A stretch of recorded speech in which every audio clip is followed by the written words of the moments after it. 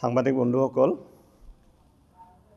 আমি বিজিনি UPPL দলৰ ৰাজবংশী নেতাসকল 6 জনগোষ্ঠীক লৈ আজি প্ৰমোদ বড়োৰ যিটো মন্তব্য আগবঢ়াইছে, এই মন্তব্যত আমি দলৰ ৰাজনৈতিক নেতাসকলে আমি সন্তুষ্ট হ'ব পৰা নাই।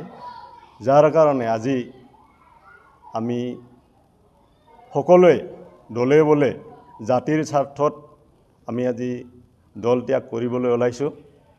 আৰু মই আহ্বান জনাম, আগন্তুক দিনবিলাকত ৰৈ যোৱা আমাৰ কৰ্মীসকল, যিসকল কৰ্মীসকল এতিয়াও ওলাই অহা নাই, তেওঁলোকক ওলাই আহিবলৈ মই আহ্বান জনাম। কি কৈছে?